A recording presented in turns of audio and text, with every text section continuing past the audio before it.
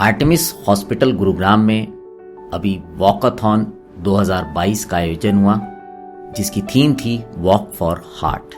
इस कार्यक्रम में मुख्य अतिथि थे मेजर डीपी सिंह, जो कि इंडिया के पहले ब्लेड रनर माने जाते हैं।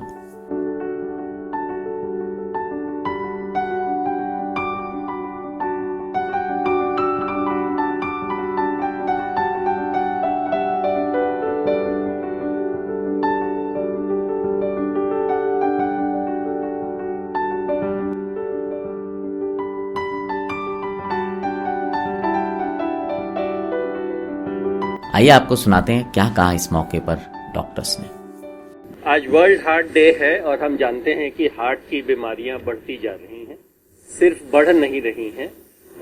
भारत देश में हार्ट की बीमारी अब यंग लोगों को होने लगी है। 20 से 40 के बीच के कई लोग हार्ट की बीमारियों से ग्रसित हैं।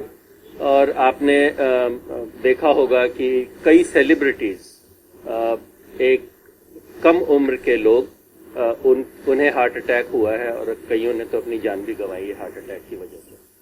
तो हमें हार्ट डिजीज के इस एपिडेमिक को, जो हार्ट डिजीज का ये जो हार्ट डिजीज बढ़ती जा रही है, उसको रोकना है। और जो हमारा तरीका है उसको रोकने का, उसमें थोड़ा सा चेंज, एक बदलाव आया है। पहले हम कहते थे कि हार्ट डिजीज को रोकना है, अब हम जानते हैं कि हार्ट डिजीज के रिस्क फैक्टर्स होते हैं। और मैं कुछ एक रिस्क फैक्टर्स आपको गिना देता हूं। जैसे सिगरेट स्मोकिंग है, गलत खान पान है, डायबिटीज है, हाई ब्लड प्रेशर है और फैमिली हिस्ट्री है हार्ट डिजीज की। अगर किसी के घर में 50 से कम उम्र के लोगों को हार्ट अटैक हुआ है या सडन डेथ हुआ है, तो ये एक फैमिली हिस्ट्री है जिसको हल्के में नहीं लेना चाहिए। तो अब हम इन रिस्क फैक्टर्स को रोकने की और या मॉडिफाई करने की कोशिश करते हैं।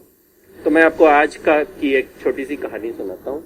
इतनी बारिश हुई है, वाटर लॉगिंग है, उसके बावजूद जब मैं आ रहा था 5:45 बजे, अंधेरा ही था, कई सारे लोग अपना डेली वॉक कर रहे थे। और ये बड़ी एनकरेजिंग चीज है। इससे हमारा हौसला बढ़ता है कि हम हार्ट डिजीज का मुकाबला कर सकेंगे। और उसमें एक चीज और देखी, कई सारे लोग अपना वॉक खत्म करके रिलैक्स कर रहे थे और उनमें से एक रोड के साइड में बैठ गया था और रिलैक्स करने के लिए सिगरेट सुल रहा था। इस तरह का रिलैक्सेशन ना करें। Cigarette smoking is a killer. अगर एक चीज आपको हटानी है अपने रिस्क फैक्टर्स में से, तो वो सिगरेट स्मोकिंग। इसके अलावा डायबिटीज, हाई ब्लड प्रेशर, अगर फैमिली हिस्ट्री है तो उसको टैकल करें। पहले हम कहते थे कि 40 से ज्यादा उम्र के लोगों का हार्ट चेकअप रेगुलरली होना चाहिए, पर अब चूंकि यंग लोगों में हार्ट की बीमारी हो रही है, तो हम कहते हैं कि आपका पहला चेकअप तो अर्ली शुरू होना चाहिए। 20 या 25 साल की उम्र में आपका पहला चेकअप हो जाना चाहिए और उसके बाद हर 5 साल पे आपका चेकअप होना चाहिए। और एक बार आप 40 की उम्र पार कर लेते हैं तो फिर और जल्दी होना चाहिए। तो इन चीजों पे हम ध्यान देंगे, अपना खान पान ठीक रखेंगे। और जैसा कि आज हमने एक मैराथन, एक वॉकाथॉन ऑर्गेनाइज किया है, अगर हम एक्सरसाइज करेंगे तो हम हार्ट डिजीज को जरूर कम कर पाएंगे, काफी हद तक उसे हम रोक पाएंगे। देखिए, ये तो एक मिथ है कि महिलाओं में बीमारियां नहीं होती हैं हार्ट की, है ना। गए कुछ सालों में हम देख रहे हैं that even in younger females, मतलब 35 से 40 की उम्र की औरतों में भी हार्ट अटैक्स होने लगे हैं despite having normal menstrual cycles. उसका एक बहुत बड़ा रीजन है लाइफस्टाइल जो चेंज हुई है। बहुत लार्ज पॉपुलेशन है वर्किंग वुमेन की जो स्मोक करते हैं, बहुत सारे हैं जो ओरल कॉन्ट्रासेप्टिव पिल्स खाते हैं, जॉब स्ट्रेसर्स हैं, एक्सरसाइज कम हो गई है, लॉन्ग वर्किंग आवर्स हैं। एक स्पेशली ये जो मिलेनियल जनरेशन है उसमें एक बहुत बड़ा सिंड्रोम है जिसे कहते हैं fear of missing out. They continuously want to be connected to their work place through their phones, through their laptops, through their iPads. Job pressures बहुत अलग टाइप के हैं। तो गए मेरा ख्याल है 5-7 सालों में मोर और लेस 30 से 40 साल की उम्र के बीच में जो एक गैप होता था between men and women compare when we look at heart attacks, वो नैरो डाउन ही होता चला जा रहा है। मतलब ऑल्दो बहुत ज्यादा तो नहीं कि हम ये कहें कि हम महीने में शायद 8 या 10 ऐसे केसेस देखते हैं, मेल्स में तो शायद औरतों में वो 1 या 2 होते हैं, but still it is getting narrowed down. और उसका एक बहुत बड़ा रीजन है जो हमारी जीवन शैली बदली है। बहुत ज्यादा लोग स्मोक करने लग गए हैं, जो एक बहुत बड़ा एडिक्शन है, alcohol consumption, odd working hours, eating habits, हर किसी को फ्राइडे नाइट पार्टी करनी है। तो ये सारी चीजें कंट्रीब्यूट करती हैं towards increasing your risk towards cardiac events.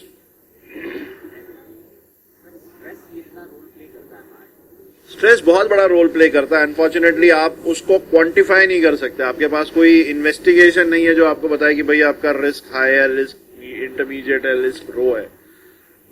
But it plays a big role. मतलब हम बहुत सारे पेशेंट्स ऐसे देखते हैं जिनमें कोई रिस्क फैक्टर्स नहीं है। जैसे सर ने जैसे बताया कि भाई you have risk factors which are modifiable, you are risk factors which you can not modify. जैसे आपका जेंडर है, आपकी एज है, आपका जो डिसेंट है कि भाई you are a South East Asian where the risk of suffering from heart diseases is very high, ये आप नहीं चेंज कर सकते। आपका जो जेनेटिक मेकअप है वो आप नहीं बदल सकते। Smoking, alcohol, diabetes, hypertension, type A personality, ये मॉडिफाइबल रिस्क फैक्टर्स हैं। रिस्क, जॉब रिस्क, एक या जॉब स्ट्रेसेस या पर्सनल लाइफ स्ट्रेसेस हैं जिसको आप क्वांटिफाई नहीं कर सकते, but it definitely plays a big role. बहुत बड़ा रोल ये प्ले करता है।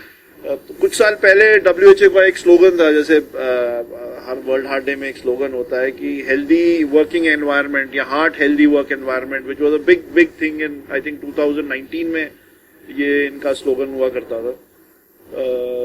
बट अनफॉर्चुनेटली आप उसको किसी भी तरीके से मेजर नहीं कर सकते कि भाई स्ट्रेस कैसे आप क्वांटिफाई करेंगे, उसका कोई मापदंड तो है ही नहीं। अनफॉर्चुनेटली किसी भी ट्रायल में भी जो हम वर्ल्ड वाइड करते हैं हम उसको क्वांटिफाई नहीं कर पाते हैं। हम जनरली यही जो 8-10 रिस्क फैक्टर्स हमें पता हैं उसी को ही देखते हैं। कुछ दिन पहले मेरी और अनुराग की एक किसी से मीटिंग हुई थी, who gave us a very new sort of thought कि इसको हम कैसे देखें। So he brought in a concept of genetic analysis कि भाई आपकी जो बनावट है वो आपको जेनेटिकली किन किन डिजीजेस के लिए रिस्क पे डालती है, और फिर टाइम फ्रेम, जैसे आप 40 साल के हैं, ब्लड इन्वेस्टिगेशंस और उस जेनेटिक एनालिसिस को कोलेट करके एक एनालिटिक बना के वो आपको बताता है कि भाई ये आपके प्रॉब्लम एरियाज हैं और इन चीजों के ऊपर आपको काम करना है और इन्हीं ऑर्गन्स को आपको इन फ्यूचर फॉलो अप करते रहना है।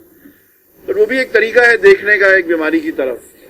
बट आपका जो प्रिंसिपल क्वेश्चन है स्ट्रेस, उसको क्वांटिफाई करने का कोई तरीका नहीं है।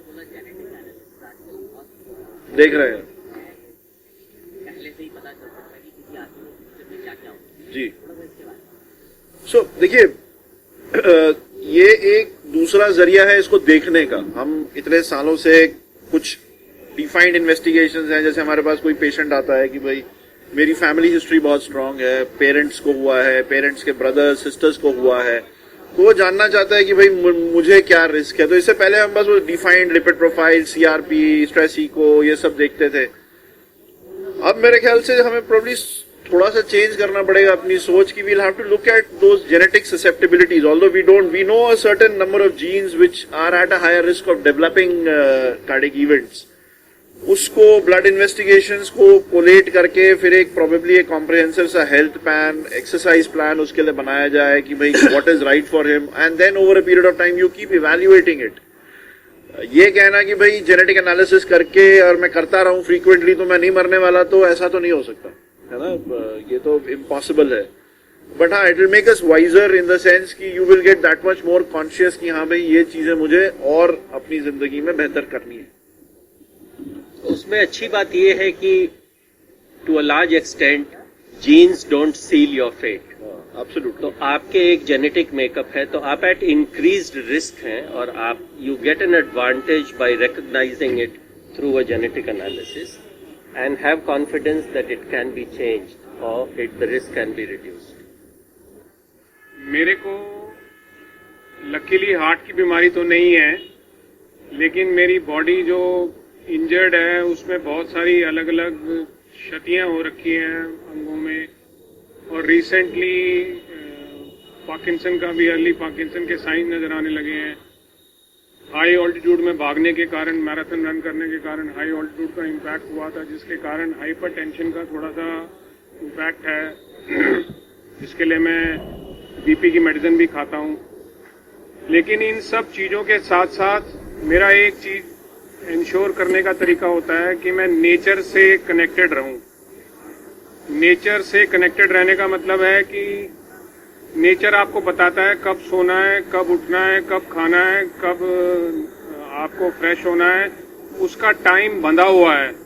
आप जो काम रात को करने, सोने वाला काम रात को करना है, तो आप दिन में सोओगे और रात को काम करोगे तो वो नेचर के अगेंस्ट जा रहे हो। और दूसरी बात है जो ये बैलेंस क्रिएट करके रखता है नेचर। सूरज अपने टाइम से ही उगता है, चिड़िया अपने टाइम से ही सोती हैं, उठती हैं।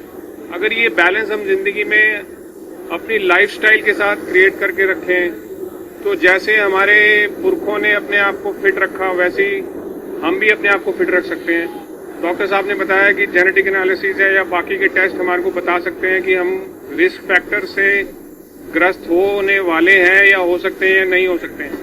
तो ये अवेयरनेस तो बड़ी अच्छी बात है, लेकिन अवेयरनेस लेने के बाद बैठ जाना और उसको अपने दिमाग में बातों को घुमाते रहना, तो वो स्ट्रेस को ऐड करने वाला रीजन बन जाता है। उससे फायदा नहीं होने वाला है।